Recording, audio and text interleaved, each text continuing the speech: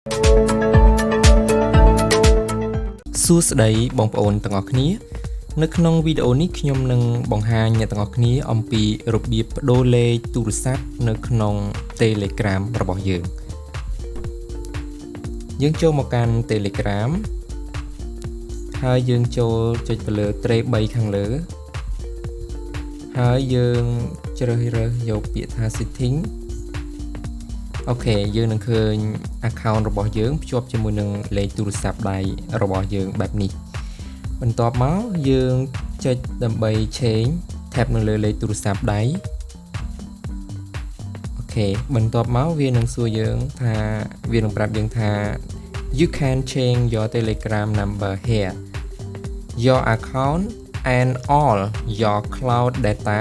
message media contact will be removed to new number អូខេវាបញ្ជាក់ថាយើងអាចផ្លាស់ប្ដូរនៅលេខទូរស័ព្ទដៃ Telegram របស់យើងបាននៅទីនេះហើយ account របស់យើងរួមទាំង cloud data ទិន្នន័យនៅលើ data នៅលើ cloud នឹង message ហើយនិង media ទាក់ទងនឹង contact នឹងធ្វើការ move នឹងធ្វើការផ្លាស់ប្ដូរទៅកាន់លេខទូរស័ព្ទថ្មីរបស់យើងអូខេយើងចុច change number អូខេ change number user will see your new number if they have it in their address box or your privacy setting allow them to see it you can modify this in setting privacy and setting phone number អូខេកន្លែងតាក់ទងនឹងផ្លាស់ប្ដូរលេខទូរស័ព្ទនេះ user អ្នកប្រើប្រាស់មានន័យថាជា friend របស់យើងឬក៏ជាអ្នកប្រើប្រាស់ Telegram នឹងឃើញyour new number នៅឃើញនឹងលេខថ្មីរបស់យើង friend របស់យើងនៅក្នុង Telegram នឹងគាត់នឹងឃើញប្រសិនបើពួកគាត់នឹងមានលេខរបស់យើងនៅក្នុង address របស់គាត់មានន័យថាបើសិនយើងដូរលេខតាមធម្មតាយើងមានលេខទូរស័ព្ទ2ឬក៏3យើង save យើងសុំគ្នាយើងប្រាប់គ្នាយើង save ទុកនៅក្នុងទូរស័ព្ទដៃរបស់យើងនៅពេលយើងដូរប្រសិនបើពួកគាត់មានលេខរបស់យើងវានឹងបង្ហាញលេខថ្មីរបស់យើងទៅកាន់ Telegram របស់គាត់អូខេហើយយើងអាច modify the setting privacy នៅក្នុងកន្លែង privacy security ក៏យើងអាចset វាថាគេឃើញឬមិនឃើញយើងអាច set នៅក្នុងនឹងបានអូខេយើងចុច change បាទបន្ទាប់ចុច change យើងនឹងបញ្ចូលលេខថ្មីរបស់យើងចូលទៅតើតើនឹងលេខថ្មីនេះគឺសូមបញ្ជាក់ផងដែរបាទគឺជាលេខដែលយើងមិនធ្លាប់បានយកទៅបង្កើត Telegram មានថាជាលេខថ្មីចឹងហើយយើងត្រូវបើយើងជាប់យកលេខដែលជាប់នឹង Telegram គឺវាមិនអនុញ្ញាតឲ្យយើងដូរនោះទេទាល់តែលេខនោះយើងត្រូវលុបឈប់លេង Telegram ជាមួយនឹងលេខថ្មីនោះសិនបន្ទាប់មកបានយើងយកមកភ្ជាប់ជាមួយនឹង account នេះ account របស់យើងនឹងបានអូខេឥឡូវខ្ញុំសូមវាបញ្ចូលលេខទូរស័ព្ទហ្នឹងបន្ទាប់មកយើងចុច next អូខេបន្ទាប់មកយើងនឹងទទួលវានឹងផ្ញើកូដទៅកាន់លេខទូរស័ព្ទដៃ